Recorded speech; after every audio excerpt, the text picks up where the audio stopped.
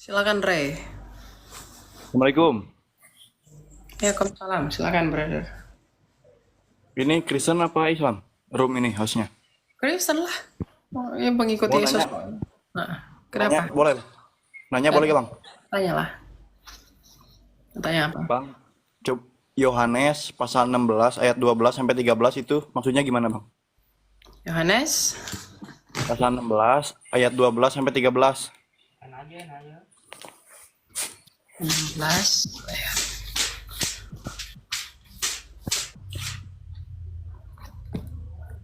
ayat 12 ya. Ayat 12 sampai ayat 13 bang. Masih banyak hal yang harus kukatakan kepadamu, tetapi sekarang kamu belum dapat menanggungnya. Namun apabila ia datang, yaitu roh kebenaran, ia akan memimpin kamu ke dalam seluruh kebenaran. Sebab ia tidak berkata-kata dari dirinya sendiri, tapi segala sesuatu didengarnya itulah yang dikatakannya. Dan ia akan memberitakan kepadamu hal-hal yang akan datang. Ya, ini tentang Roh Kudus, penolong. Pertanyaannya siapa bang itu? Datang setelah aku kata Yesus. Roh Kudus, Siapa itu bang? Orang kan?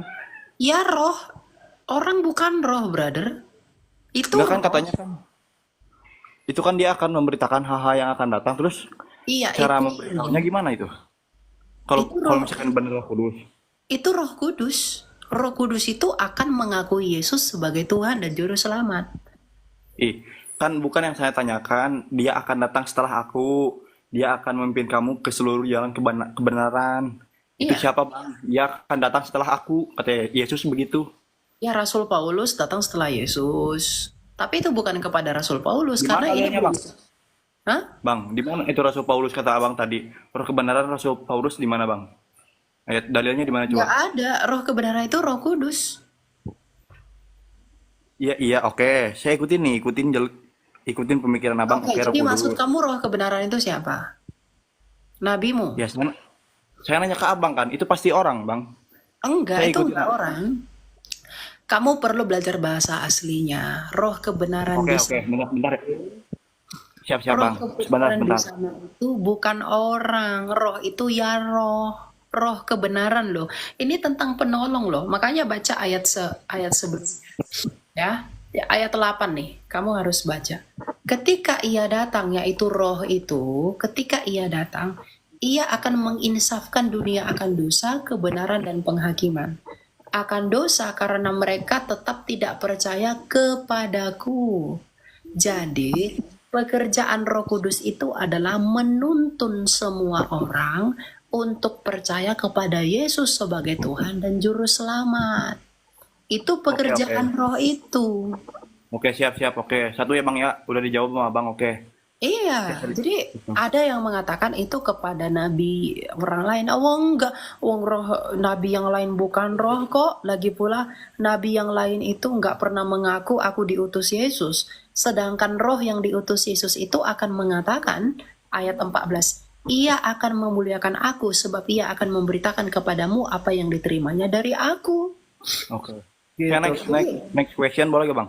Wait, saya harus konfirmasi. Jadi itu nggak mungkin tentang nabi. Itu ya Roh Kudus. Karena Kan saya nggak nabi, bilang tentang nabi. iya Kan itu saya kan nanya. kadang-kadang orang lain mencocokkan itu kepada nabi yang dari Arab itu. Itu bukan Oke sama bang. sekali nggak ada hubungannya. Itu kan orang lain. Kalau saya emang nggak. Iya, gitu. Jadi itu bukan nabi ya, nabi yang Saya dari nanya lagi boleh bang? Hmm, Nanya siapa? lagi bang. Ya, Itu bang. Matius 7 ayat 22 sampai 23 bang. Matius 7. Ayat 22 sampai 23. Ya, bentar ya. Oke. Coba bacakan bang. Pada hari penghakiman, banyak orang berseru kepadaku, Tuhan, Tuhan, bukankah kami berbuat demi namamu, dan mengusir setan demi namamu, dan mengadakan mujizat? Pada waktu itulah aku akan berkata, aku tidak pernah mengenal kamu, hanyalah dari hadapanku, hai kamu yang melanggar perintah Allah. Ya, kenapa dengan ayat ini? Itu maksudnya Yesus gak kenal ke siapa bang? Ya mereka, ini kan konteksnya kamu baca, ini tentang pengajaran sesat, ini tentang nabi-nabi palsu. Jadi, orang yang mengaku Kristen, orang yang memanggil Yesus Tuhan, tetapi perbuatannya jahat. Itu maksudnya, karena konteksnya ini nabi-nabi palsu. Jadi Oke. bukan orang yang menuhankan Yesus. Karena Thomas itu menuhankan Yesus, tapi Tuhan malah memperhitungkan iman Thomas sebagai iman. Oke. Ketika Petrus mengatakan bahwa engkau adalah anak Allah, maka Tuhan Yesus memperhitungkan imannya itu sebagai iman yang benar di Kaisarea Filipi. Jadi kamu baca konteksnya. Ini bukan tentang orang yang menuhankan Yesus, tapi ini tentang orang yang mengaku Kristen, orang yang memanggil Yesus Tuhan, tapi perbuatan hidupnya jahat, perbuatan hidupnya itu penuh dosa. Oh, begitu Orang Bang. seperti itu akan ditolak oleh Yesus. Gitu. Oke Bang, nanya satu lagi ya Bang ya, terakhir Bang ya. Apa itu? Kalau itu Bang, Musa beribadahnya kayak gimana Bang? Silakan. Musa itu beribadahnya di bait Allah. Dia kayak gimana Bang? Ya gimana-gimana, dia bakar dupa. Bukan sholat Bang, bukan. Ngapain dia sholat? Sholat yang gimana dulu? Sholat itu kan artinya berdoa, bro. Kalau masalah membungkuk dan lain-lain itu kan cuma cara, metode aja. Orang Kristen juga, Kristen Ortodoks sholat kok. Oh, begitu. Iya. Jadi Sholatnya sholat gimana itu, tuh? Kalau Kristen Ortodoks sholatnya gimana tuh? sholatnya Ortodoks itu ada 3 waktu, ada 7 waktu. Iya gimana maksudnya gerakannya sama kayak Islam apa gimana tuh? Oh enggak lah, ngapain sama dengan kalian? Kalian kan beda sendiri. Oh, begitu. Sekarang itu Kalau kalian kan begini, kalau ini kan tangannya ke bawah begini. Kalau ya. Ortodoks itu tangannya di kepal. Karena Oh. kalau begini itu tangannya iblis ketika jatuh ke bumi itu begini. Tapi ketika sholat itu sholatnya Kristen itu tangannya di kepal, bukan Oh. begini. Ya. Kalau Abang pernah sholat Bang? Ya, Sholat kayak- saya selalu sholat. Kalau Musa kenal Roh Kudus apa enggak Bang? Hah? Musa kenal Roh Kudus apa enggak Bang? Ya Musa kenal lah, wong roh yang mengurapi Musa itu Roh Kudus kok. di Torah ada gak Bang? Musa menyembah Roh Kudus. Bahasa Ibraninya Vayomer Elohim Anahnu Abba Peaben Pewa Roh Kudus. Ada gak Bang? Kamilah Putra Bapa dan Roh Kudus Tuhan kalian. Ada gak Bang di Torah Bang? Kata kayak begitu. Kejadian 1 ayat 2 itu yang tulis Musa atau kamu? Enggak, saya nanya begitu aja Bang, ada gak Bang? Oh, nggak ada Iya. tertulis begitu. Nggak ada. Kenapa kamu menyembah Roh Kudus Bang? Loh, Roh Kudus itu kan rohnya Allah. Tritunggal kan? Iya, rohnya Allah. Musa kok gak Kayak kenal. ketika gini. Ketika Musa berbicara dengan Allah, berarti dia berbicara kepada roh Allah dan firman Allah dan Allah juga. Sama seperti saya ngomong sama kamu. Apakah saya ngomong sama kamu? Ketika saya ngomong sama kamu, apakah saya hanya ngomong dengan tubuhmu? Pasti dengan roh dan juga firmanmu, toh? Oke. Nggak mungkin saya hanya berbicara dengan rohmu aja.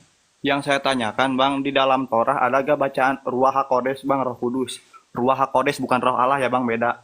Ruah HaKodes itu ya Roh Kudus. HaKodes itu kan Roh Kudus. Kodes. Musa mengajarkan Kados. Tritunggal gak Bang? Hah? Musa mengajarkan Tritunggal gak Bang? Kata Tritunggal tidak ada, tetapi prinsipnya Tritunggal itu dibuka Alkitab. Kejadian Enggak. 1 ayat 1. Yang saya tanya, Musa pernah mengajarkan Tritunggal apa enggak? Oh, dia nggak pernah menyebutkan istilah Tritunggal, nggak pernah. Kenapa Tritunggal kamu itu Tritunggal? diajarkan oleh Tuhan Yesus. Kenapa gak ngikutin Musa Bang? Ya, kami ngikutin Yesus ya, sabda Allah kok. Ya Musa juga nggak menentang Tritunggal kok. Musa mencatat Allah itu adalah Bapa, Allah itu memiliki roh, Kejadian 1 ayat 2, Allah itu memiliki firman, Kejadian 1 ayat 3. Nah, hal ini roh Allah kemudian disebut Roh Kudus oleh Ayub 33 ayat 4, dan Tuhan Yesus sebut sebagai Roh Kudus. Lalu firman Allah ini Yohanes menyebut sebagai Tuhan Yesus, Yesus sendiri sebagai firman. Ya nggak bertentangan antara Musa dengan Berarti Yesus Tuhan ya Bang ya? iya dia Tuhan. Pasti. Berarti mah tahu ya Bang ya? Dia mah tahu, betul. Tahu hari kiamat gak Bang? Yesus tahu hari kiamat gak Bang? Dia tahu hari kiamat.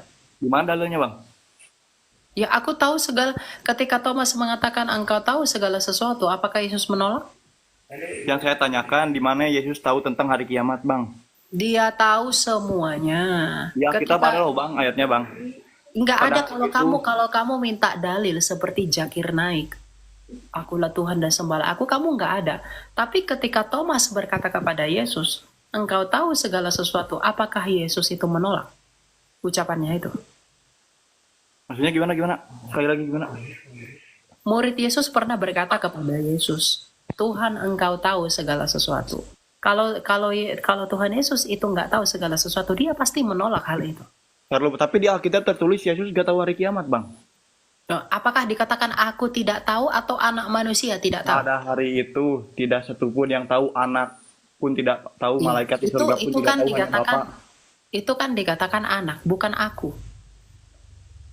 Yesus anak Allah apa bukan? Saya nanya. Nah, betul betul Yesus anak Allah apa bukan? betul anak Allah. Itu di Alkitab, itu Alkitab kamu sendiri, Bang. Itu katanya anak juga gak tahu, malaikat di surga pun tidak tahu, hanya Tapi Bapa.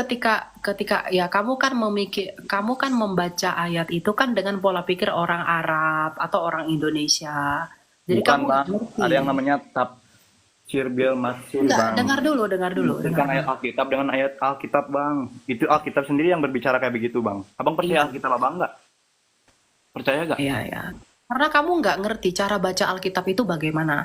Kamu menggunakan cara kamu membaca Quranmu yang dari Arab itu untuk membaca Alkitab nggak bisa.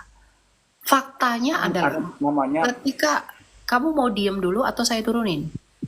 Ya. silakan. Kamu tunjukin moral kamu sebagai orang yang beragama Islam agar saya respect sama kamu. Kalau kamu Siap, nggak siap. menghormati saya akan buang kamu jauh-jauh. Gitu. Jadi fakta adalah ketika Tuhan Yesus mengatakan bahwa anak manusia tidak tahu hari kiamat.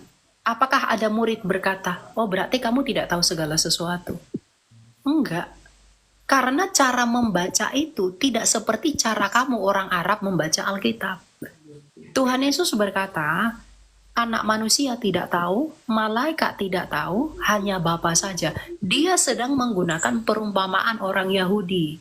Karena di dalam budaya orang Yahudi, ketika anak laki-laki mendatangi anak perempuan, maka anak perempuan ini akan nanya sama anak cowok ini, kapan kamu datang lagi menemui aku? Nah, anak cowok ini akan ngomong, aku nggak tahu, hanya bapakku yang tahu. Itu budaya Yahudi. Nah, Tuhan Yesus sebagai mempelai laki-laki di dalam Wahyu, dan jemaatnya, muridnya sebagai mempelai perempuan, itu bertanya kepada Yesus yang adalah mempelai laki-laki, kapan kamu datang lagi? Maka, Yesus sebagai mempelai laki-laki menjawab, aku tidak tahu, anak manusia tidak tahu, hanya Bapakku yang tahu. Makanya para murid itu nggak kebingungan. Mereka ngerti maksud ungkapan Yesus tuh. Makanya para murid nggak ada yang bilang, oh berarti kamu bukan Tuhan dong. Berarti kamu nggak tahu segala sesuatu dong. Nggak ada murid yang bilang begitu karena mereka tahu arti ucapan Yesus itu. Bahkan di ayat lain para murid mengakui bahwa Yesus tahu segala sesuatu. Bahkan di kitab Wahyu 22 ayat 16, Tuhan Yesus berkata bahwa dia akan datang segera. Jadi baca Alkitab itu, brother, itu tidak seperti baca novel yang tidak ada landasan budaya, sejarah, dan histori. Alkitab itu real, ada data sejarahnya, ada pengalaman budayanya. Kamu harus mengikuti budaya Yahudi untuk mengerti mengenai Yesus Kristus yang adalah orang Yahudi. Oke. Kalau kamu menggunakan pola pikir orang Arab, orang Indonesia, ya kamu nggak bisa ngerti. Kamu bakal kebingungan. Gitu loh. Oke. Ya gitu ya. Benar, Bang. Oke, saya ikutin, Bang. Kata Abang mau tahu sekarang bapaknya Paulus siapa, Bang? Orang tuanya Paulus siapa, Bang? Yang nggak dicatat dalam Alkitab, tapi dalam sejarah ditulis Giskala. Dari Giskala. Giskala. Oh, berarti belum jelas ya, Bang ya? Ya dalam Alkitab kan nggak dicatat. Karena Alkitab itu kan tidak mencatat silsilah Paulus. Untuk apa? Nggak ada tujuannya. Kan itu Rasulullah, Bang. Benar nggak? Nah, tapi Paulus itu adalah tokoh sejarah yang dicatat. Dia orang Benyamin. Dia adalah seorang Farisi. Dia muridnya Rabban Gamaliel. Bahkan Rasul Petrus dan Rasul Lukas dan Rasul Yakobus itu mengonfirmasi bertemu dengan Paulus. Begitu. Sama-sama pergi ke Roma. Jadi bukan toko dongeng. Oke. Udah begitu aja, Bang ya. Ya, itu ya. Siap, Bro. Iya. Siap, pamit ya. Jadi saya harap kamu ngerti. Biar paradigma yang tertanam itu tuh dirusak gitu loh, ya.